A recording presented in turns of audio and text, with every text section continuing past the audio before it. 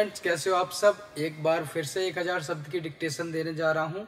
अच्छे से डिक्टेशन बनाना, ठीक है। डिक्टेशन करना है, बाकी आपको आगे ट्रांसलेट भी करना है। चलिए, 1000 शब्दों की डिक्टेशन रहेगी, 90 तक स्पीड रहेगी। चलिए स्टार्ट करते हैं, ठीक है। जनता और पार्टियों को अपने साथ लेकर आगे बढ़ना है।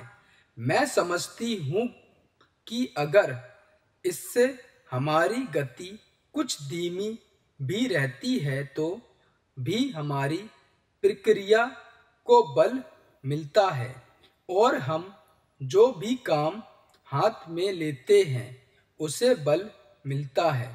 दूसरा तरीका मिश्रित अर्थव्यवस्था का है, जिससे शायद कुछ लोग सहमत नहीं हैं, लेकिन जिसे हमने अपने लिए निर्धारित किया है। ऐसी अर्थव्यवस्था की अनेक त्रुटि भी होती हैं, लेकिन हमारे देश में आज जो परिस्थिति है उसमें हमारी सरकार हमारे पूर्ववर्तियों और आज के सहयोगियों ने यह अनुभव किया है कि हमें इस तरीके को अपनाकर चलना चाहिए। मिश्रित अर्थव्यवस्था का अर्थ मेरी समझ में यह नहीं कि कुछ समृद्ध परिवार को इसका लाभ मिलता रहे। कृषि या लघु उद्योग जैसे अनेक क्षेत्र कमजोर वर्ग के लाभ के लिए निजी क्षेत्र में रखे गए हैं और मिश्रित अर्थव्यवस्था के अंतर्गत अपने लिए लोगों को अनेक कार्यक्रम अपने हाथ में लेने के अलावा उसमें अपने लिए काम करना चाहिए। मुझे मालूम है कि स्वाधीनता के तुरंत बाद जो स्थिति उत्पन्न होती है उसका कुछ परिवारों, ग्रुपों, व्यावसायिक घरानों में निजी स्वार्थ के लिए लाभ उठाया। महोदय, हम सभी इस बात के शिकार हो जाते हैं कि हम अपने दलगत स्वार्थ में आकर गलत काम कर बैठते हैं। कभी भाषा और कभी किसी प्रदेश के स्वार्थ में ऐसे प्रश्न उठते हैं जो हमारे राष्ट्र की एकता को कमजोर करते हैं। अभी एक माननीय सदस्य ने यह प्रश्न उठाया और आरोप लगाया कि भारत सरकार कुछ प्रदेशों के साथ इंसाफ नहीं करती। भारत सरकार कुछ प्रदेशों के प्रति पक्षतापूर्ण नीति अपनाती है।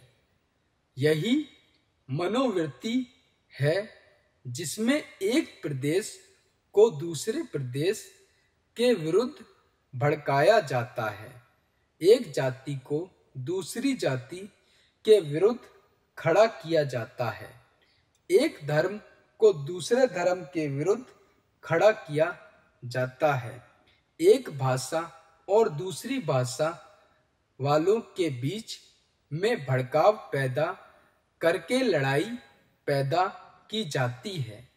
यही मनोवृत्ति है जिसको हमारे विरोधी दल के बहुत से लोग भड़का कर पैदा करते हैं। उनकी अपनी गलत नीतियों के कारण विशाल दृष्टिकोण नहीं होता है और वे ऐसे प्रश्न को उबार कर अपना स्वार्थ सिद्ध करते हैं। स्पष्ट है कि ऐसे समस्त प्रश्न का परिणाम हमेशा बुरा होता है। इसलिए मैं सभी राजनीतिक पार्टियों के नेताओं से अपील करना चाहता हूं कि जो हमारे देश के सामने हैं और जिन पर हम सबको चिंता हो रही है, जिन पर हल निकालने की कोशिश करते हैं। उन तमाम प्रश्नों के ऊपर हम ठंडे दिल से विचार करें। मैं वाजपेयी जी से अच्छी बात है कि उन्होंने कहा कि इस प्रश्न का हल सड़कों पर नहीं होगा। मैं भी उनसे इस बात में सहमत हूं कि इस प्रश्न का हल प्रजातांत्रिक ढंग से ढूंढने का प्रयत्न करना चाहिए। हमें इसका हल प्रजातांत्रिक व्यवस्था के अंदर करना होगा। सड़कों के ऊपर इन प्रश्न का हल नहीं हो सकता। राजस्थान के अंदर जो अकाल पड़ा हुआ है और लोग मर रहे हैं, उसकी तरफ चिंता नहीं हो रही। अब राजस्थान में जो संकट है और इस तरह के जो दूसरे प्रश्न हैं, उन पर हम लोग एक साथ बैठकर गंभीरता से विचार करें और उनका हल तलाश करें। खाली इस तरह से आरोप लगाने से और उपदेश देने से काम नहीं चलेगा। इस देश के अंदर बंगाल में बाढ़ से जनता पीड़ित हो रही है और उनको अनाज, कपड़ा और जीवन की रोजमर्रा की आवश्यक सामग्री भेजने की कोशिश हो रही है। महोदय, उस जमाने में रेलवे कर्मचारी को भड़काकर हड़ताल करना और फलस्वरूप एक ऐसी व्यवस्था पैदा करना जिसके कारण बंगाल के पीड़ित लोगों की सहायता न की जा सके, उचित कार्य था। लेकिन यह कार्य मेरे घर के भाइयों ने किया था। मेरा कहना है कि केवल उपदेश से काम नहीं चलता है। जब ऐसे प्रश्न आए तो उपदेशात्मक भाषाओं में ही फंसकर ना रहा जाए, बल्कि आवश्यकता है कि ऐसे प्रश्न पर राजनीतिक दल देश हित को ध्यान में रखते हुए साजीदगी से विचार करें और उन सब का हल तलाश करें। आज श्री वाजपेयी ने प्रधानमंत्री पर कुछ आक्षेप किए।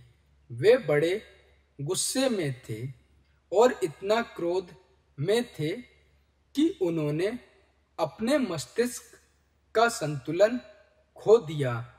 उन्होंने आरोप लगाया कि सरकारी कर्मचारी के प्रयास से बड़ी बड़ी सभा की गई। मैं वाजपेयी जी का गुस्सा और उनका असंतुलित होना समझ सकता हूं। उन्होंने यह भी कहा कि प्रधानमंत्री जी ने इन चुनावों के बीच अपने भाषणों में जनमानस को ऊपर उठाने की कोशिश नहीं की, मूलभूत प्रश्न को देश के सामने रखने की कोशिश नहीं की। आज से राष्ट्रीय दिक्कतों और परेशानियों से उन पर जनता को शिक्षित करने की कोशिश नहीं की। प्रधानमंत्री ने अपने चुनाव भाषण में देश के अंदर जो शक्ति राष्ट्रीय एकता को भंग कर रही है, धर्म के नाम पर, जाति के नाम पर, भाषा के नाम पर, क्षेत्रीयता के नाम पर संकीर्णता की भावना पैदा हो रही है, जनता को उनसे सजग किया। प्रधानमंत्री जी ने इस बात को अनुभव किया था कि उत्तर प्रदेश, बिहार, उत्तर भारत के समस्त हिंदी बोलने वाले इलाकों में जनसंघ संकीर्णता की भावना का प्रचार कर रहा है। जिस प्रकार से जनसंघ गति चल रहा है, उससे हमारे राष्ट्रीय मूल, राष्ट्रीय नीतियां और राष्ट्रीय एकता खतरे में है। इसलिए प्रधानमंत्री ने जनसंघ के ऊपर इस बात का प्रहार किया था कि वह सांप्रदायिक शक्ति है और उससे जनता को सावधान हो जाना चाहिए। आज जो वाजपेयी जी का गुस्सा है, उसको हम समझ सकते हैं। उन्होंने एक सपना देखा था, एक सुनहरा सपना, उत्तर प्रदेश में अपनी सरकार बनाने का, बिहार में अपनी पार्टी को बहुमत प्राप्त करने का। चलिए बच्चों, 1000 शब्द की डिक्टेशन हो गई। बीच में थोड़ा सा नींद का आलम सा बन गया था क्योंकि रात के 3 बज रहे हैं। ठीक है बच्चों, आपके लिए मेहनत कर रहा हूँ। अब देख रहे हो चेहरे और पसीना पसीना हो गया हूँ थोड़ा, तो आप भी ज़्यादा से ज़्यादा मेहनत करो और कोई एक अच्छा सिलेक्शन लेकर दिखाओ। ठीक है, और वीडियो को भी शेयर करते रहना इसी तरीके से। चलिए टेक केयर और प्रैक्टिस करते रहिए। धन्यवाद।